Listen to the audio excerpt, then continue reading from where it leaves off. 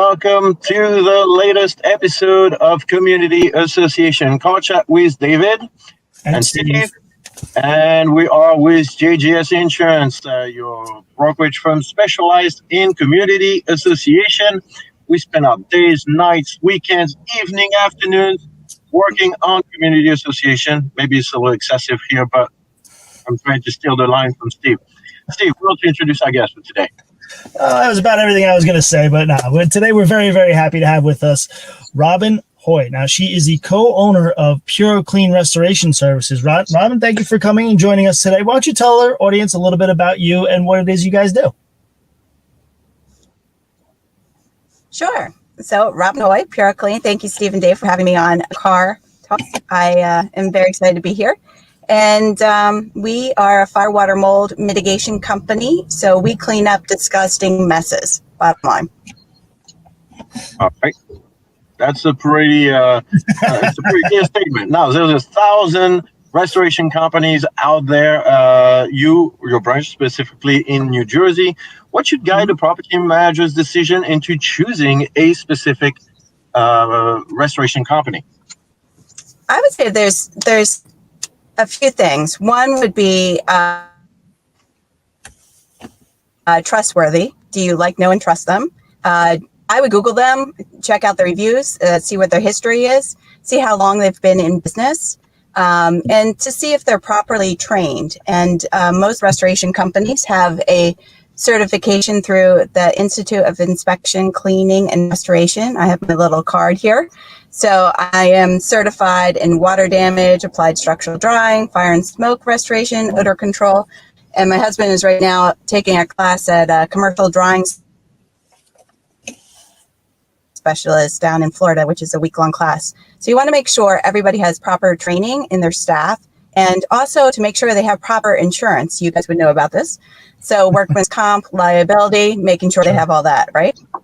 Absolutely. Yeah, that's very important. Yeah, definitely workers' comp. You don't want to let people work on your property if they don't have it. Absolutely. Exactly. That's fascinating. I knew there was some certifications, but I didn't realize there was different certifications at so many different levels. Now, switching gears a little here, for the managers out there who watch this show, why is it important for them to be proactive, to think before a disaster? How does that help them out? I'm sorry. You flipped out a little bit. I didn't get the last question. Oh, I'm so sorry. We are live, so here we go. Yeah, sorry. No, we're speaking to the managers out there watching, and there's a certain amount of stuff that they can do beforehand. But why is it important for them to be proactive and think about disasters before they might strike? How's that beneficial? Okay, so if you think about it, when you are in whatever situation and you don't have a plan, you panic and you don't know what to do. So if you have a plan in place, and we call this emergency management plan, so you know exactly what to do and who to call. So you need all the phone numbers set up. You have your plumber, your electrician, your restoration company, the local fire department number. Sometimes 911 gets totally backed up and you can't get through. So try the local numbers as well.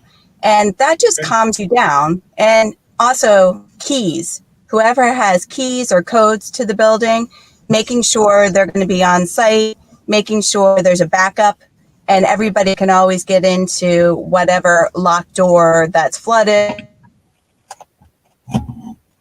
or has a fire or anything like that, making sure that everybody can get into these areas that are very important. The quicker you can get to an emergency, the better. And if everybody in your staff has this information, put it on a Google Drive or some sort of cloud-based system, so everybody has this and everybody knows what the steps are to do. Very cool. Thank you for sharing that. And that's obviously things that I imagine you can provide and help clients with. Now, in the meantime, like if we look at last year we saw a lot of rain coming through the area. I'm in Bucks County. Steve, you're by the shore in New Jersey. Now, the entire Northeast saw a ton of rain. Is there anything that you would recommend when it comes to preventive maintenance in regards to sump pumps? Sure. Now you want to check your sump pump on a monthly basis. And what I mean by checking your sump pump is you have a float, and the float sometimes gets stuck. So you want to make sure that you test it to make sure if you adjust the float, it's going to be kicking back water. So it's going to drain the water properly. You also want to make sure that you install backup systems. So I have 3 sump pumps in my sump pump pit. I have a regular sump pump that works with electricity. I have a battery backup that would work like 4 to 8 hours after there's no electricity. And then I have a sump pump that's based on water pressure. So for every gallon that comes in, gallon of water, 2 gallons out. So if I don't have electricity or it's longer than my battery backup, I'll still be safe with my sump pump. No kidding. That's that's some being prepared right there. Yeah, Steve, I think she actually does sump pump testing for Home Depot or something. All right. Well, let's say by the off chance, all 3 of those fail for however it happens. All 3 of them fail, however unlikely that is. Now, at what point would I want to contact a restoration company? Like, how much water? Is there a threshold? Is it like if it covers the floor? Like, at what point is there a real problem? I would say anything that you're uncomfortable dealing with. Okay. I'm uncomfortable when it rains. Some people call us and they're all in a panic. Yeah. So they'll call us and they're like, oh my gosh, I have this flood in my basement. And we come there and it's like literally a puddle that's like, 5 feet by 2 feet, it's nothing. Right. And then some people are very lackadaisical and they have 4 inches of water in their basement. So it's whatever you feel uncomfortable. Definitely the 4 inches of water, I would definitely call us because you want to dry your structure properly. So if you have an unfinished basement and it's all concrete walls and you don't have any sheetrock or, paneling or anything like that, and you feel that you can take care of it, you can dry your structure because that's what you want to do. If you don't dry your structure, you're going to get mold down the road, and then you're going to call me, and it's going to be an even more expensive loss for you. Sure. So yeah. I'm going to jump with a little question here. I know it's off the cuff question, but so let's say my basement's finished, or semi-finished, or not finished, and I'm putting a dehumidifier in my basement. Going into the summer, what's the ideal level for the dehumidifier for me to set it? And let's say ideally, you want, that's what I do in my house at least, my dehumidifier dumps into the sump pump pit. But what's the ideal humidity level that I should set it? So it's RH, so relative humidity level is what you want, and you want to set it around 40 to 40%. Okay. Oh, wow. Mine's too high then. Oh, yeah. I'll want to come home tonight. I have a quick mold question, if Sure. I could. Yeah. All right, so obviously things get wet and mold is no good, but I see a lot of people that get very, very frightened about different types of mold. There are different types of mold, correct? Mm-hmm. Yes. Not all mold is instantly going to make you sick. Obviously, you want to remediate any kind of mold, but they're not all harmful to people, are they? Or am I wrong?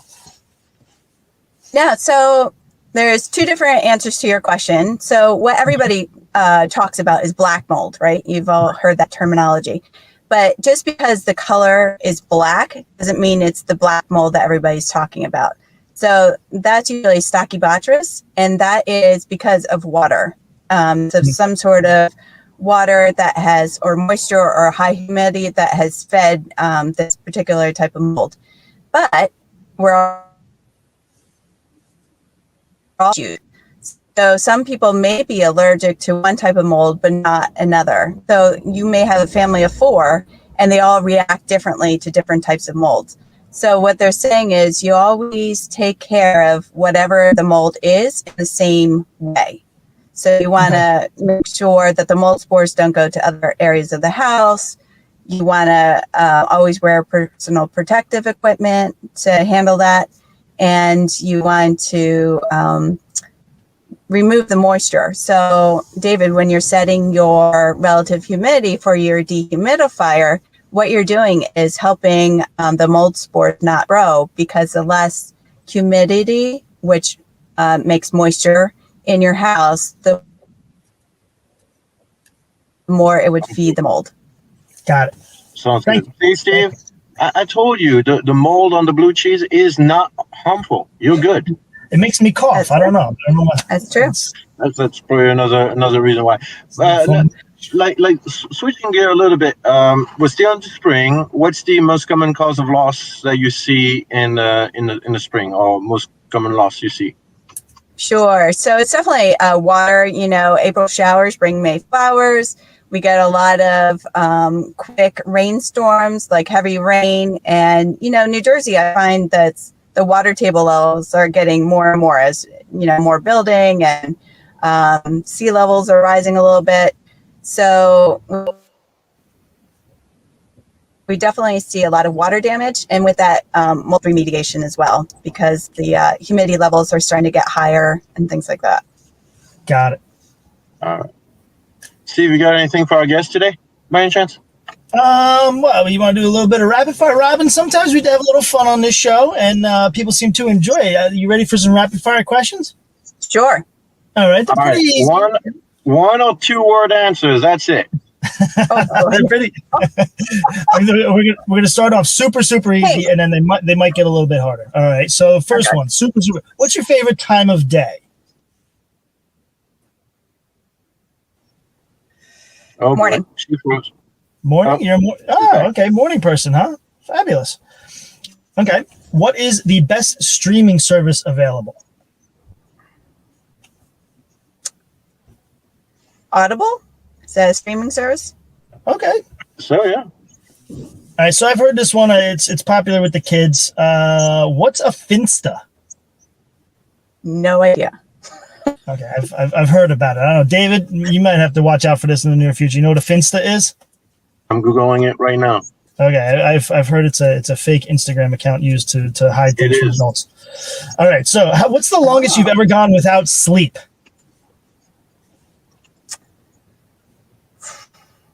Probably 28 hours, maybe something like that. Oof, brutal. Who is the best arguer in your family? Me. All right. And so here's a personality question for you. How many unread emails approximately are in your inbox, or do you have to religiously clean them out as soon as the junk ones come in? I have to religiously clean them out. Okay. Yes. So you have 0 unread emails at any given moment in your inbox. Well, I probably have 30 or so now because we've been doing this, but yes. Oh, okay. No. I get a panic attack if I have a lot of unread emails. I think I have somewhere in the neighborhood of about 57,000. What's the best way to prepare a potato? Baked. Okay. What do you call a group of dolphins? Pod. Very good. All right. Last one to a fellow Toastmaster. How many languages do you speak? 1. And not very well. Thank you for playing along. That's been a lot of fun. Now's the time on the show we like to give our guests a soapbox to get up on. They can plug a charity, your own business, a soccer team, whatever it is. The mic is yours to plug whatever it is you want. Go ahead. Great, thank you. So Robin Hoy, PuroClean Restoration Services. We've been in business 12 years. My husband and I own the company. Our 2 sons work in the company. So truly family owned. We are a fire, water, mold, biohazard mitigation company. We clean up disgusting messes, except for the kids.